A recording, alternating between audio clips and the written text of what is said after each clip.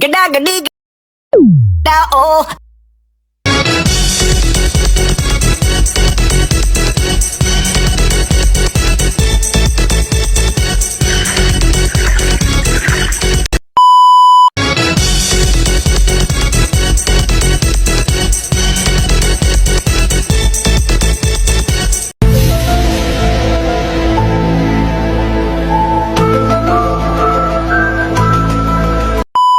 Assalamualaikum warahmatullahi wabarakatuh.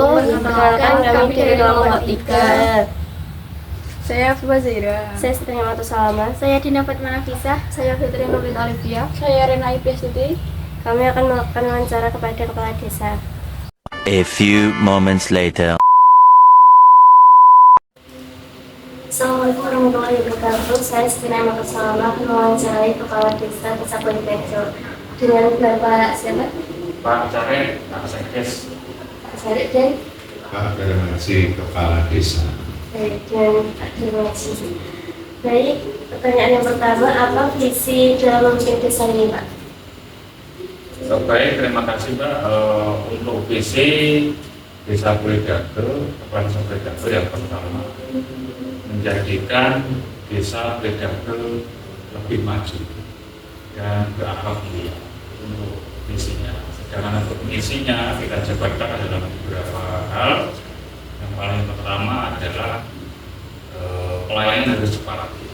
Jadi pelayanan kepada masyarakat kita percepat. Dimanapun tempatnya berada, kita sebagai untuk melayani masyarakat siap 24 jam untuk yang pelayanan cepat. Yang kedua yaitu tentang di bidang kepemudaan. Jadi pemuda Desa Kulidago kita prakarsai, kita motori untuk bisa lebih ikut aktif dalam kegiatan yang ada di desa. Tentunya adalah kegiatan pemuda, karena ini yang olahraga ini kita libatkan, kita bantu misalkan untuk olahraga voli yang kita menyiapkan untuk peralatan, terus untuk menyiapkan mungkin ada turnamen kita siapkan dana untuk apa seperti itu yang peralatan. Nah, untuk yang pendidikan kita berusaha agar sekolah anak itu bisa mudah. Nah, kita sebagai fasilitasi untuk mencarikan bantuan untuk biaya sekolah. Misalkan kita haruskan untuk di KIP, ya. KIP sekolah atau KIP kuliah itu kita punya tim untuk agar anak-anak Desa Kulidago nanti yang ingin melanjutkan sekolah ke jenjang lebih tinggi lebih mudah dan meringankan beban dari orang tua yang pendidikan. Jadi support untuk anak-anak yang mau sekolah yang jenjang lebih tinggi. Terus untuk Madin banyak juga di Kulidago ini ada Madin itu ada beberapa titik, tidak hanya satu titik, mungkin di Dukuh Kulidago, Dukuh Kulit dan Jagal ada di tempatnya Mbak Rana itu kita support. Terus untuk di Beluk Ngambang ada satu, Beluk ada satu. Nah itu untuk kesejahteraannya gurunya kita kasih stimulan. Setiap tahun kita berikan stimulan bagi guru madrasah atau guru ngaji begitu. Itu yang untuk pendidikan ya. Untuk kesehatan Pak Kades membuka lebar agar semua kalangan masyarakat semua diikutkan dalam BPJS.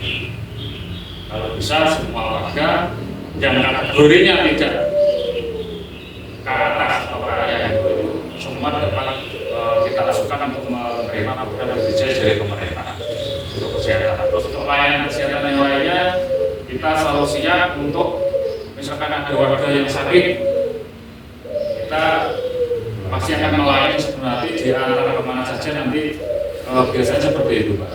Jadi pelayanan untuk kesehatan itu warga yang sakit kita angkat ke rumah sakit manapun mungkin paling jauh di Semarang. Nanti kita fasilitasi untuk berobat seperti itu. Untuk yang kesehatan memang hampir semua masyarakat desa Bedagel ini mempunyai kartu BPJS yang dibayar oleh pemerintah, tidak kuat dari uang pribadi seperti itu. Nah, terus untuk kesejahteraan warga hampir mungkin 60% warga desa Bedagel mendapat bantuan dari pemerintah, entah itu melalui BPNT, Badan Pangan Tunai itu, ataupun PKH. Itu kita selalu mengusulkan menambahkan bagi warga yang tidak mampu untuk kesejahteraan. Nah, itu yang misinya. Jadi sesuai Pak atau misi ya Pak ya. Mungkin yang paling utama yang kita tangani. Terima kasih Pak. Iya. Lanjut. Kemudian untuk pertanyaan yang kedua, apa saja program yang telah Bapak inisiasi untuk meningkatkan kesejahteraan desa? Oke, selama mungkin hampir 5 tahun Pak Darmaji Desa Bedagel ini yang pertama ada pembangunan fisik, yang kedua ada non fisik. Untuk pembangunan fisik itu terkait dengan kesejahteraan warga. Yang jelas pembangunan infrastruktur jalan. Jadi kita terus sampai hari ini pun kita masih membangun jalan-jalan desa agar jalannya bagus. Kalau jalan bagus, orang bisa mudah untuk mengakses, itu berarti ekonomi bisa terbangun. Itu yang jalan desa. Terus ada lagi jalan usaha tani. Kita sediakan juga, kita bangun juga jalan usaha tani, Pak. Jadi yang ke arah sawah-sawah warga kita bangunkan untuk JUT. Terus itu kan terkait dengan nanti mempermudah transportasi hasil panen. Jadi secara tidak langsung akan meningkatkan kesejahteraan masyarakat seperti itu. Dan lagi penerangan jalan kita sudah mulai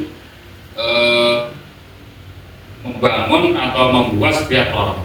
Tapi ini masih belum selesai. Kita bertahap setiap tahun pasti kita anggarkan untuk penerangan jalan agar desanya terang.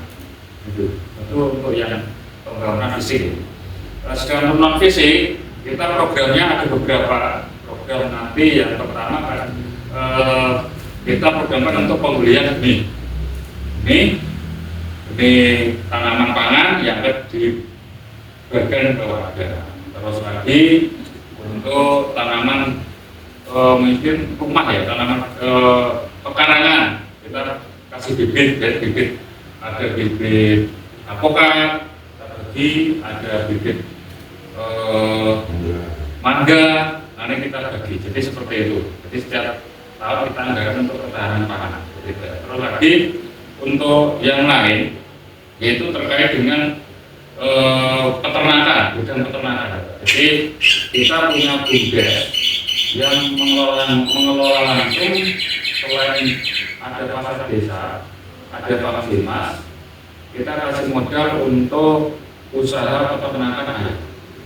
Jadi ayam pejantan yang sekarang dikelola oleh BUMDes ada di sebelah utara ini Pak, yang di pinggir jalan itu milik desa, dan yang bekerja itu semua warga setempat.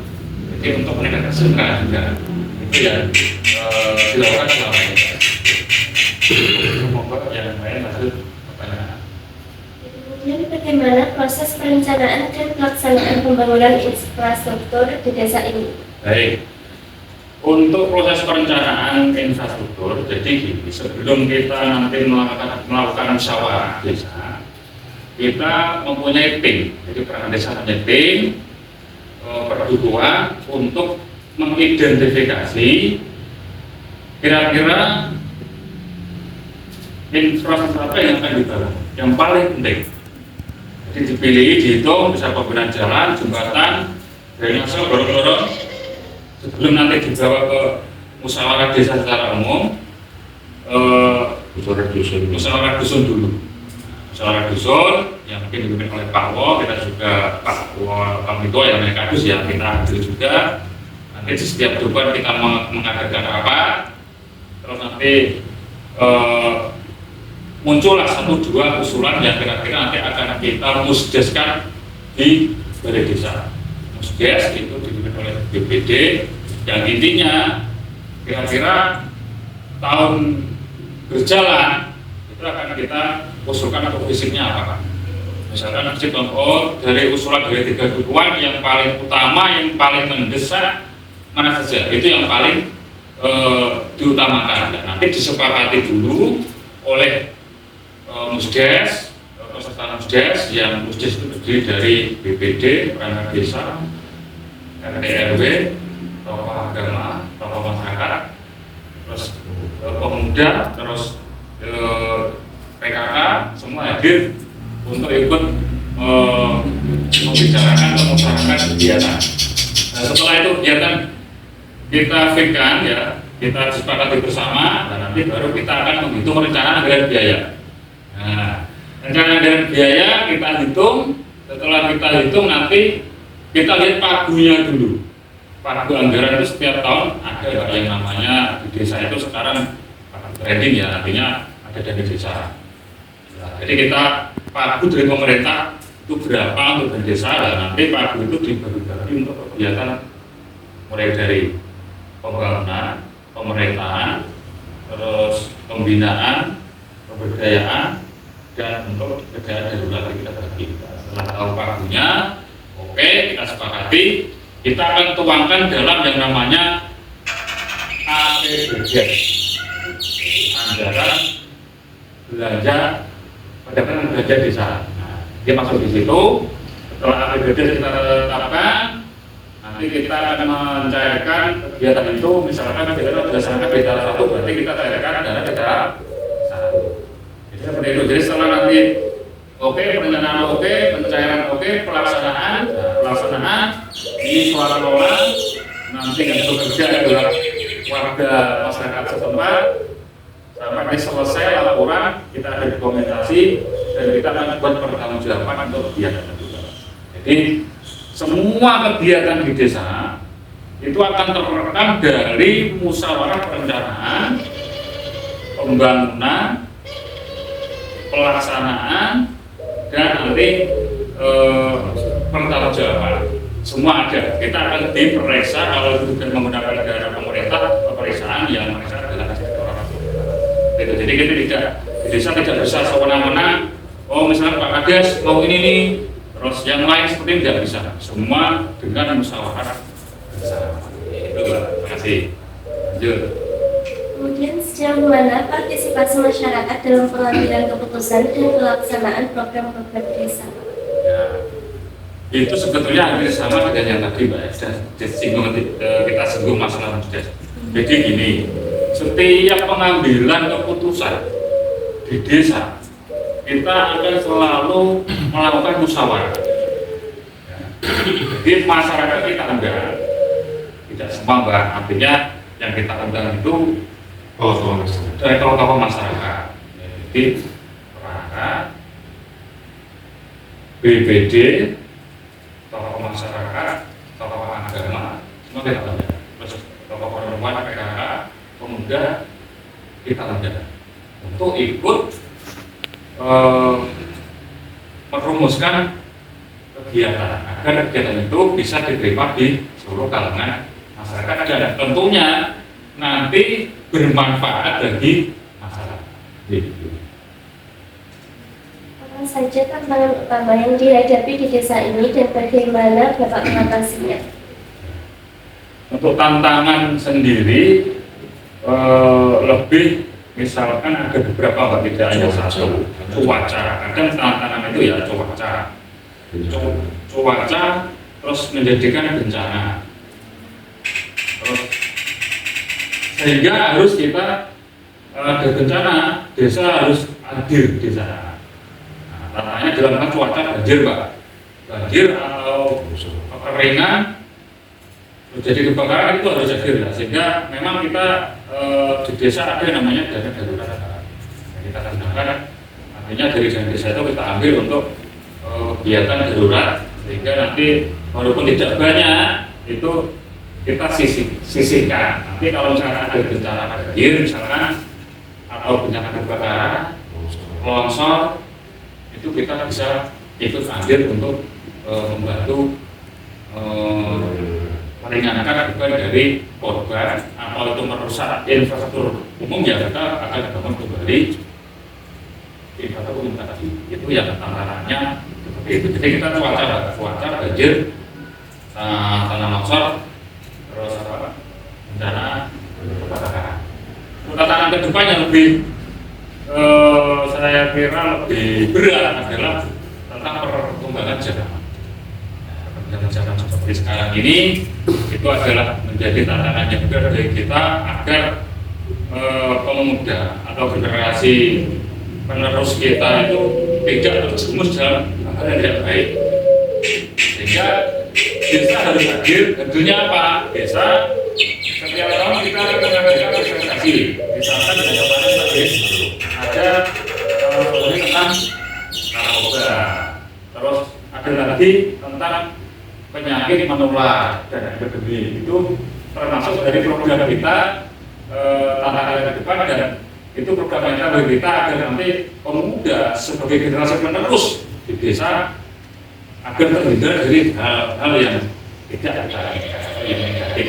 Maka dari itu kita tiap saat, tiap tahun kita akan untuk selalu memberikan penyuluhan terhadap kesehatan yang menular, yang epidemi. Nanti ada narkoba, kita berikan sosialisasi kepada para pemuda. Jadi bagaimana pengelolaan anggaran desa dilakukan untuk memastikan transparansi dan akuntabilitas? Terima kasih Mbak. Jadi gini, namanya nanti kita menggunakan dana dari pemerintah untuk transparansi Mbak ya. Setelah musyawarah desa APBDes kita tetapkan, kita akan pasang banner info gratis desa. Itu nanti tertera di situ pembawaannya apa saja, bidang infrastruktur, bidang sosial, bidang ekonomi. Itu nanti ada, kita akan banner. Jadi warga bertahu, oh ada dana misalkan 100 juta untuk apa? Ada dana. Itu info secara umum, secara kebutuhan desa selama setahun. Nah, ada lagi, kalau untuk fisik pasti ada kan pelan kegiatan, papan nama kegiatan di belakang pembangunan jalan pasti ada, dengan bisa nanti pas lewat mungkin nanti ada di pinggir jalan dengan bisa memfoto. Nah, nanti ada pasti ini dananya dari mana, terus biayanya berapa, pembangunan apa itu, nah itu transparansi kepada masyarakat. Setelah itu selesai, kita ada namanya mudah bertanggung-jawaban, dan itu nanti kita akan posting Mbak. Oh ternyata selama setahun realisasi kegiatan apa saja ada, nanti kita memang di desa selama setahun itu. Karena mana yang dikerjakan, mana yang belum akan terlihat. Jadi kita desa itu punya web Mbak, punya web atau transaksi terkait penggunaan anggaran. Itu seperti itu. Jadi selama ini kita dituntut untuk merencanakan dengan baik, pelaporan dengan baik, dan kita diawasi oleh yang namanya inspektorat daerah. Setiap tahun kita diperiksa, misalkan nanti tidak dikerjakan pasti akan. Kemudian apa upaya yang telah dilakukan untuk meningkatkan kualitas pendidikan dan kesehatan di desa? Nah, untuk pertama untuk kesehatan, meningkatkan kualitas kesehatan, kita tahun ini itu anggaran untuk kesehatan bisa hampir 100 juta lebih. Ya, untuk kesehatan saja 100 juta lebih. Untuk kegiatannya untuk kegiatan mulai untuk posyandu ya, posyandu ada posyandu itu ada namanya PMT balita.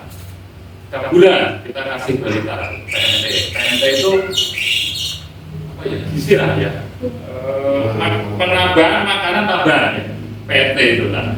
Ada lagi yang kena stunting, namanya PMT stunting, khusus anak-anak yang memang tergolong dalam stunting, itu kita berikan yang namanya PMT stunting, diberikan selama 3 bulan atau 90 hari terus-menerus setiap hari.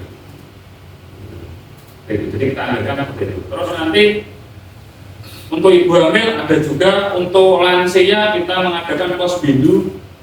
Nah ini sekarang ada ILP. ILP itu posyandu, integrasi layanan primer, integrasi layanan primer, yaitu nanti semua warga mulai dari umur 0 sampai umur tua itu nanti akan di layanan kesehatan akan ditangani oleh posyandu itu. Terkait nanti ya tadi isinya ada penimbangan, kesejahteraan yang anak yang tadi, stunting, sebenarnya ada semua sampai dengan mungkin periksa lansia, periksa dikasih bukan untuk yang kesehatan.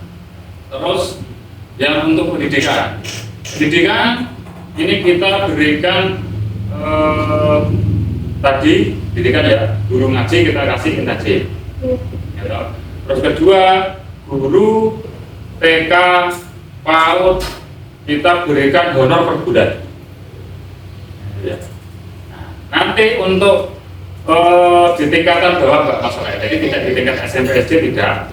Jadi di tingkat bawah untuk yang TK PAUD program itu dari desa. Jadi nanti ada tempat untuk belajar dan tempat untuk artinya kelas itu dari desa. Nanti yang itu yang untuk SMP, SD, SMA, perguruan tinggi kita bantu untuk pengurusan KIP sekolah, KIP kuliah. Ya itu yang untuk pendidikan. Baik, kemudian apa upaya desa dalam meningkatkan perekonomian masyarakat, terutama di sektor pertanian, UMKM dan pariwisata? Untuk yang pertanian ya Pak, yang pertama karena hampir semua penduduk desa Kulidager ini adalah sebagian besar mata pencaharian adalah petani. Jadi yang untuk pertanian kita akan berikan bibit tanaman pangan, bibit kita ambil dari ketahanan pangan, pupuk, obat. Selain itu kita juga aktif dalam mencarikan bantuan kepada warga terkait pupuk, alsintan, alat mesin pertanian ya, ada traktor, kultivator, alat pompa air. Terus nanti kita juga program kita itu adalah bagi petani ada pelatihan ternak, ada juga kita akan melaksanakan terus pupuk organik. Terus kita sudah membangunkan hampir 15 sumur lapan di sawah-sawah yang agar petani lebih mudah untuk mengambil air. Nah, sekitar itu ya, ada sekitar 15 ya, lebih mungkin ya seperti itu. Terus untuk sumur bor kita juga memberi bantuan sumur bor yang ada di pompa itu Mbak. Nanti dari sungai juga kita berikan alat untuk menyedot air dari sungai.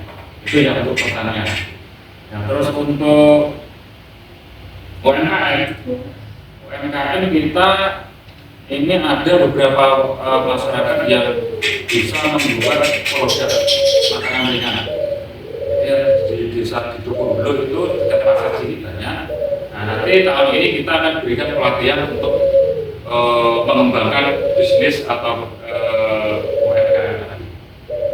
UMKM, pertanian, pariwisata. Mohon maaf kita belum sampai sana karena lokasi lahannya kita belum memberikan untuk mengembangkan di wisata yang wisata wilayah tidak ada.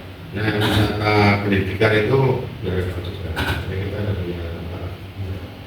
cuman di sini ada apa ya, lembaga gengsi. Lembaga gengsi itu membantu sekali kalau teman-teman nanti seandainya lulus SMA atau SMA pengen kerja di luar negeri, di sana artinya ada lembaga kursus Jepang. Ini di sana dididik beberapa bulan, nanti saya udah punya ijazah, jelas nanti kirim ke Jepang. Seperti itu salah satu meningkatkan taraf ekonomi keluarga maupun daerah, termasuk negara juga ada di sana. Itu Mbak yang buka ya. Kemudian apa harapan Bapak untuk desa ini dalam beberapa tahun ke depan? Harapan kami pemerintah desa agar desa lebih mandiri, Mbak. Mandiri dalam arti dari taraf ekonomi dan mungkin kebutuhan lain yang membuat kita tidak intinya berperilaku untuk konsumtif. Jadi harapan kita ke depan, kita dorong agar desa Tegal itu lebih maju, nanti masyarakatnya berdaya, agar bisa mempunyai pekerjaan, bisa menciptakan lapangan pekerjaan sendiri, misalkan dengan bertani, tapi bertani yang lebih modern. Jadi berusaha, berwirausaha, kita juga sudah ada UMKM, kita akan bantu. Terus nanti untuk yang ingin bekerja di luar negeri, di Pulis ini ada yang namanya LPK GNI yang akan bisa kerja di luar negeri. Terus untuk yang lain, harapan kami adalah agar hadirnya pemerintahan desa ini membuat masyarakat menjadi sejahtera, ya, dia dan agar seperti itu. Paling tidak bisa membantu dengan program yang kami tawarkan.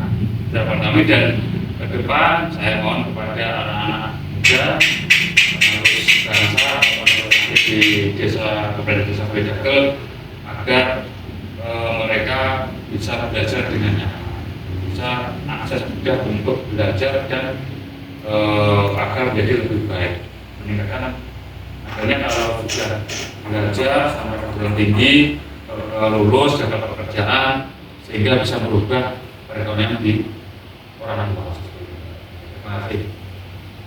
Kemudian pertanyaan yang terakhir, apa pesan Bapak untuk generasi muda dalam membangun desa? Baik, mungkin saya dulu mungkin Pak Lurah nanti bisa atau Pak Lurah Ya, saya pikir. apa tadi? Pesan Bapak untuk generasi muda dalam membangun desa? Pesan nanti kan kita ulas kembali kaitannya dengan apa yang kaitan dengan pendidikan. Pendidikan itu kita kalau kolaborasi sama dinas terkait termasuk warga masyarakat. Jadi mulai nanti kesehatan pendidikan, mulai pendidikan dasar, artinya mulai dari PAUD sampai SMA kita awasi, kita pandu, kita arahkan, artinya biar tidak menyimpang pada seperti itu. Nah itu desa artinya tetap turun andil karena desa juga bertanggung jawab kaitannya dengan kelangsungan pendidikan masyarakat, termasuk orang tuanya selaku orang yang mengawasi atau mungkin mendidik di luar sekolah harus punya tanggung jawab juga. Jadi kita kolaborasi antara desa, keluarga, anak. Ya, harapan kita terhadap anak, artinya sebenarnya anak itu dibekali dengan modal dasar dulu. Modal dasar itu apa? Minimal anak itu dididik yang baik di antara keluarga. Kedua katakanlah mungkin pendidikan formal, non formal itu dulu, formal di sekolah, non formal di pihak keluarga atau katakanlah mungkin di pondok pesantren.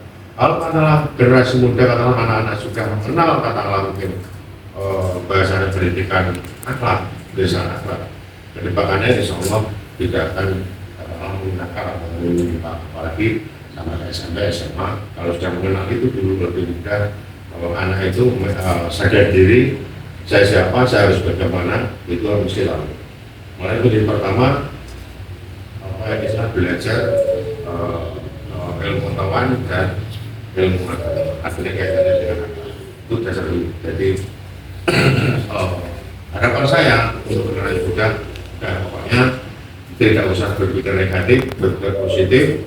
Apa yang menjadi program pemerintah, program desa dituruti, ditaati, atau diyakini, insya Allah tetap nanti jadi orang baik. Minimal katakanlah mungkin namanya pendidikan sudah kita tetap berusaha, walaupun nanti hasilnya seperti itu minimal punya adab dan adab yang baik. Itu harapan kami.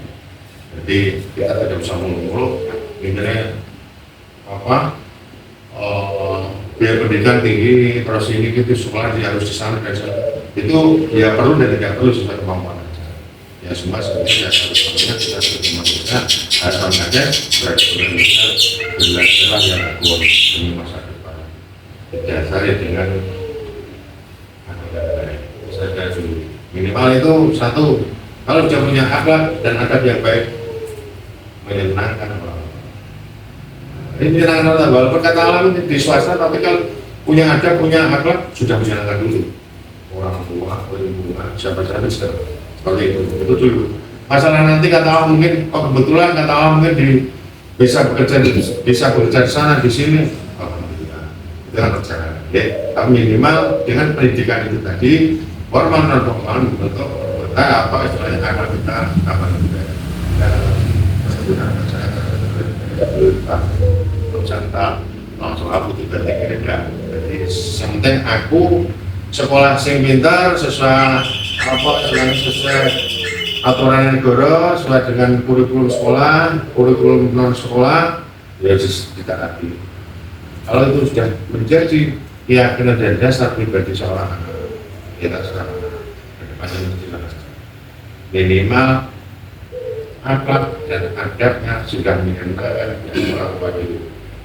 Kalau itu sudah menyenangkan orang tua dulu, keluarga mesti ketahui orang lain itu dulu saja. Ya, itu harapan saya.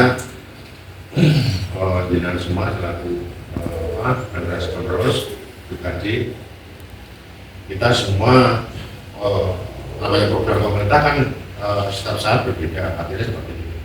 Contoh katakanlah seperti kesehatan ya tadi. Kesehatan pemerintah pusat mencanangkan sekarang katakanlah seperti ada apa itu integritas layanan primer. Artinya berkaitan dengan pemeriksaan kesehatan gratis Indonesia. Jadi semua warga desa seluruh bangsa Indonesia semua katakanlah melakukan pemeriksaan.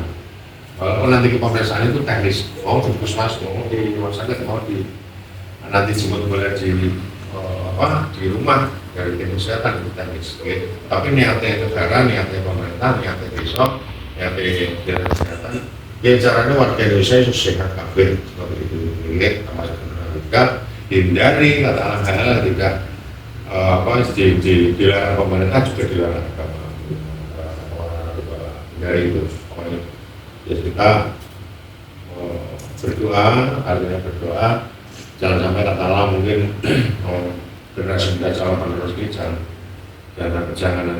tergoda hal-hal yang kurang yang membuat kita rugi. Kalau pemenang perempuan itu sementing dasar utamanya bentuk akhlaknya bisa itu masalah nanti nasib terus sambil sana ya seperti itu. Itu sudah saya terima kasih sama saya nanti kekurangan dari kami Pak ya masalah itu kan tadi saya Pak ya enggak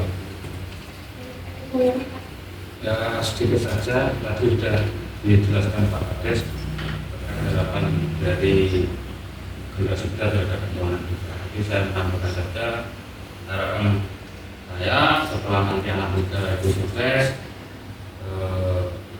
ingin berkarir di desa, kita bisa memberi warna ikut mendukung atau membantu untuk mengembangkan pembangunan desa. Itu harapan saya. Jadi mungkin karena kita sudah senior, jadi kita juga akan melenceng gitu ya, tidak lebih mengurusi kegiatan desa. Jadi suatu saat kita akan gantian yang muda. Harapan saya dengan program-program kita yang mendidik pemuda khususnya untuk yang lebih baik, sehingga nanti pengganti kami, penerus kami bisa lebih baik dari kami. Itu harapan kami. Terima kasih. Baik, terima kasih Pak Dirwajib dan Mbak Cari atas telah meluangkan waktunya untuk menjadi narasumber kami. Sekian wawancara kami. Wassalamualaikum warahmatullahi wabarakatuh. Waalaikumsalam.